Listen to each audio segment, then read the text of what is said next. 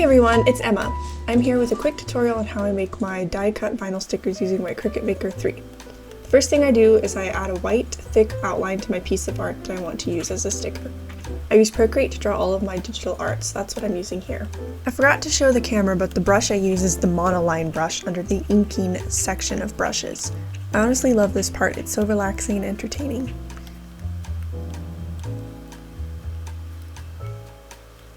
After I get it outlined, I drag and drop the white to fill the whole area behind the art. Always make sure you unselect the art and then check that there aren't any gaps or the Cricut might pick that up and then cut a random slice in your sticker. Once I am happy with my white outline, I save it as a PNG file and email it to myself so I can have it on my computer. I use the Cricut Design Space on my computer, but I know that you can also use it on your iPad. I just don't have enough storage for that, sadly.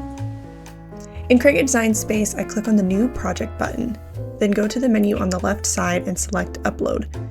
Then upload the art I just sent myself from Procreate. I always select the complex image type. Then I just check to make sure the background is being removed correctly and I press Apply and Continue. I select the Print Then Cut image. Now I click on the image and click the Add to Canvas button. It's always really big on the canvas, so I immediately make it smaller, and then from here I start duplicating the image and organizing it on the page. I decided to do a total of 12 stickers on one page, so they're a fairly decent size. I select all the images and then press this button down here on the right to flatten them. This little exclamation point here means that your images are over the size of the page that it's printing on, so I select the images and make them smaller until the exclamation point disappears and it's good to go. I've got to turn my Cricut on and then I load my printer with the sticker paper. I'll link the sticker paper that I use in my description. It's white matte vinyl sticker paper and it's the best that I have found so far.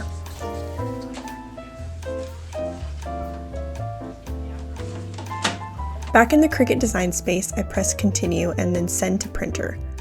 On this page, I always unselect Add Bleed and I select Use System Dialog. I always do one page at a time just to make sure the colors turn out good before I print more.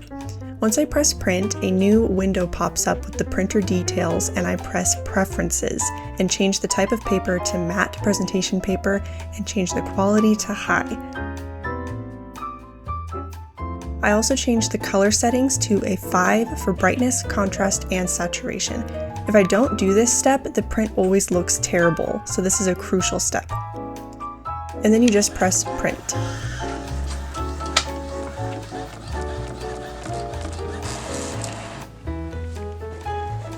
Once it's done printing, I grab my Cricut mat, my sticker sheet, and my tools and head to my desk. I laminate my sticker sheets with these self-adhesive laminating sheets. It just makes them look and feel very high quality. These lamination sheets are 9 by 12 inches, so I have to cut off about 2 inches on each side to make sure they're the right size for my sticker sheet. Time to stick the sticker sheet to the Cricut mat. Depending on how sticky your mat is, you could just stick it and be good to go, but because mine isn't very sticky, I have to tape down the corners so that it doesn't come up. I prefer having a not very sticky mat so that it's easier to get the stickers off when it's done cutting. Otherwise, it's such a pain. I use this little scraper tool to help me get the lamination sheet on without any bubbles. This process takes a while and you don't want to rush it or you'll get bubbles or folds in the laminate. It's happened to me many times.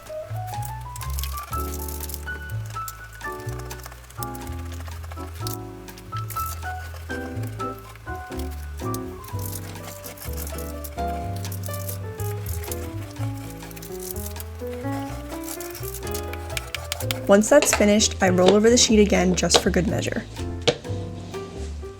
Back on the computer, I select the base material for the Cricut. After lots of experimenting, I found that for my die-cut laminated stickers, the printable sticker paper setting works best for me. I always change the pressure to more. Back to the Cricut, I load up the mat. Once it's finished, I press the Go button.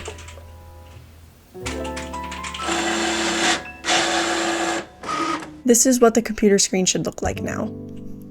The Cricut scans the black border surrounding the stickers, and then it begins to cut. This is a good time to take a little break, eat a snack, and stare out the window. or you can just stare at it as it cuts if that's what you prefer. When it's finally done, I unload it and take it back to my desk. Now for my favorite part, which is peeling off the extra sticker sheet and leaving behind the perfectly cut stickers. It's so much easier to get the stickers off if you flip the mat upside down and then bend it over. Then they just pop right off and you won't bend them as you pull them off the mat. And that's it! You should be left with these beautiful stickers. I hope this tutorial has been helpful to you, and if you have any questions, please ask.